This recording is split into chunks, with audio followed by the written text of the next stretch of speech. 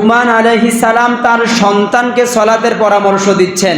দুঃখজনক হলেও সত্য, সমাজের প্রত্যেকটা পিতা সন্তানদেরকে এই সালাতের পরামর্শ দেয় না। প্রতিষ্ঠিত করার জন্য সুদে টাকা এনে হলেও ইউরোপে পাঠানোর জন্য বাবা চেষ্টা করে কি করে না? আপনি ছেলের দুনিয়ার জীবনটা সুন্দরের জন্য চেষ্টা করলেন, অথচ আখিরাতের জন্য তাকে আপনি একটা বাক্যও বললেন না। নবী রাসূলগণ আসমানের নিচে জমিনের উপরে সম্মান কম না বেশি? একটু জোরে বলেন, আরো জোরে বলেন। আমাদের সম্মান কম হোক না বেশি হোক? আমরা কোনটা চাই? কম চাই না বেশি চাই? এখন কি আমার মতো করে না আল্লাহর মতো করে? তো আল্লাহর মতো করে চাইতে হলে আমাকে প্রথম কাজ করতে হবে সমাজ কল্যাণমূলক কাজ। কি কাজ? কোরআনের অন্য জায়গায় এই ব্যাপারে আল্লাহর রাসূলকে আল্লাহ তাআলা বলেন, হে রাসূল, আপনি বিচলিত হবেন না, আপনি ক্লান্ত শ্রান্ত ব্যথিত হবেন না, আপনার মর্যাদা প্রতিটা মুহূর্তে মুহূর্তে আমি আল্লাহ তাআলা বৃদ্ধি করে দিব। জোরে বলেন সুবহানাল্লাহ। জিজ্ঞাসা করা হলো কারণ কি? আল্লাহর রাসূলের এত মর্যাদা বৃদ্ধি পাবে কেন? দুইটা কারণ। এর মধ্যে এক নম্বরে হলো আল্লাহ তাআলা বলেন, হে রাসূল, আপনি মানুষের প্রতি সহানুভূতিশীল। জোরে বলেন সুবহানাল্লাহ। দুই নাম্বার হলো আপনি দ্বীন প্রচারে অগ্রজ, আপনি দ্বীন প্রচারে অগ্রণী ভূমিকা পালন করেন।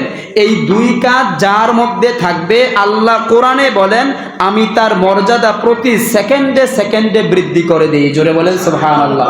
মুআজ্জাজ হাজিরিন, আমরা মর্যাদার জন্য কত জায়গায় যাই, কত জায়গায় দৌড়াই, অথচ মর্যাদা আমার ঘরের পাশেই পড়ে আছে, আমি একটু খেয়াল করে দেখি না। তাই আসুন, রাসূলদের কাজ যেহেতু কল্যাণমূলক কাজ, রাসূলদের কাজ যেহেতু সালাত প্রতিষ্ঠা, রাসূলদের কাজ যেহেতু যাকাত আদায় করা, তাহলে আমাদেরকে এটার বিকল্প হলে হবে? আমরা এই কাজগুলোর জন্য সিদ্ধান্ত নিতে পারি তো ইনশাআল্লাহ। এবার আসুন আমরা সামনের দিকে আগাই। এই সালাতের ব্যাপারে হযরত ইসমাঈল আলাইহিস সালাম তিনি কিভাবে দাওয়াত দিতেন? ইসমাঈল আলাইহিস সালামের মর্যাদা আমি ইসরাফিলের চাইতে কম না বেশি? শুধু কি বেশি? মাপা যাবে? তো ইসমাঈল আলাইহিস সালামের যদি সালাতের দাওয়াত দিয়ে থাকেন, তাহলে আমাদের এই দাওয়াতটা কেমন গুরুত্ব দেওয়া দরকার ছিল? দুঃখজনক হলেও সত্য, প্রতিটা মহল্লায় ফজরের সময় মসজিদে মুসল্লি পাওয়া যায় না। আপনি একটা ফিকির বলেন না, যে বলে হুজুর আমার একটা ফিকির আছে, একটা টেকনিক আমার কাছে আছে, আমি আল্লাহ তাআলার সাথে একটা টেকনিক অথবা একটা কথাবার্তা বোঝাপড়া হইছে কিভাবে জান্নাতে যাওয়া যায়। যদি আপনি এইভাবে সহজে যাইতে পারেন, আমি কেন কষ্ট করে ফজর পড়ব? মুআজ্জাজ হাজিরিন, নিজেকে নিজে ধোঁকা দিয়েন না, নিজেকে নিজে বিপদে ফেলিয়েন না। আল্লাহর রাসূল তারা সব সময় মানবতার কল্যাণের জন্যই পরামর্শ দিয়েছেন। আমি আজকের আলোচনা নোট করতে গিয়ে আশ্চর্য হয়ে গিয়েছি, প্রত্যেকটা কথাই যেন আমার কাছে নতুন মনে হয়েছে। কোরআনটাই এমন, আপনি যখনই ধরবেন, যখনই পড়বেন, একটা আয়াত আপনি 10 বার পড়বেন, 10টা নতুন তথ্য আপনাকে আল্লাহ তাআলা দিয়ে দিবেন। সুবহানাল্লাহি বিহামদিহি। ইসমাঈল আলাইহিস সালাম তার পরিবারকে দাওয়াত দিচ্ছেন, ওয়াযকুর ফিল কিতাবে ইসমাঈল ইন্নাহু কানা সাদিকাল ওয়া'দি ওয়া কানা রাসূলান নাবিয়্যা ওয়া কানা ইয়া'মুরু আহলাহু বিস-সালাতি ওয়াজ-যাকাতি ওয়া কানা 'ইনদা রাব্বিহি মারদিয়্যা। জোরে বলেন সুবহানাল্লাহ। আল্লাহ তাআলা বলেন স্মরণ করো ওই সময়ের কথা, যেই কথা ইসমাঈল আলাইহিস সালামের কথা কিতাবে লিপিবদ্ধ করা হয়েছে। ইসমাঈল আলাইহিস সালামের গুণ কি ছিল? ইন্নাহু কানা সাদিকাল ওয়া'দি, তিনি ওয়াদার ক্ষেত্রে সব সময় সত্যবাদী ছিলেন। জোরে বলেন সুবহানাল্লাহ। তাহলে কোরআন যদি প্রমাণ করে রাসূল সত্যবাদী, এখানে নাস্তিকবাদী একদল লোক সমাজের মধ্যে আছে, যারা আমার আপনার কলিজার টুকরা, দুই নয়নের মণি মুহাম্মদুর রাসূলুল্লাহ সাল্লাল্লাহু আলাইহি ওয়াসাল্লামকে নিয়েও ব্যঙ্গ করে। জোরে বলেন নাউযুবিল্লাহ। অথচ তাকে বলা হয়েছে ইমামুল মুরসালিন।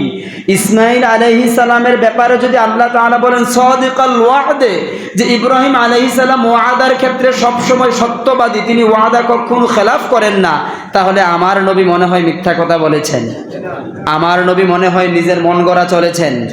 এই কথাগুলি যারা বলে তাদের জন্য আমরা আল্লাহর কাছে বিচার দিলাম, আল্লাহ আপনি তাদেরকে হেদায়েত দেন, না হয় দৃষ্টান্তমূলক শাস্তি দিয়ে আপনি সমাজের মধ্যে দৃষ্টান্ত স্থাপন করে দেন। জোরে বলি আমিন।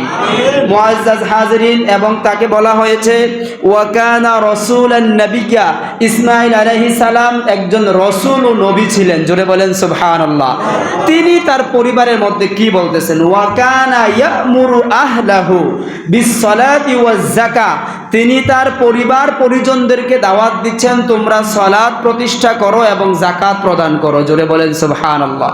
মুআজ্জাজ হাজিরিন, ইসমাঈল আলাইহিস সালামের ঘটনাকে কেন্দ্র করে কুরবানির মাসে আমরা লাখ লাখ টাকা কুরবানি দেই, ঠিক কিনা বলেন? কথা বলেন। এটা কি অন্য কারণে দেই? ইব্রাহিম আলাইহিস সালাম এবং ইসমাঈল আলাইহিস সালাম দুইজনের সমন্বয়ে একটা অলৌকিক ঘটনা আল্লাহ তাআলা ঘটিয়েছেন, আর সেটাকে আমরা সুন্নত হিসাবে পালন করার জন্য প্রত্যেক কুরবানিতে এমন কোনো এলাকা নাই যে কোটি কোটি টাকা কুরবানি হয় না, ঠিক কিনা বলেন? প্রতিটা এলাকায় কোটি কোটি টাকা কুরবানি হয় কি হয় না? তো সেই ইসমাঈল আলাইহিস সালাম তার পরিবার পরিজনদেরকে পরামর্শ দিচ্ছেন ওয়াকানা ইয়ামুরু আহলাহু বিসসালাহ, ও আমার পরিবার পরিজন তোমরা সালাত প্রতিষ্ঠা করো।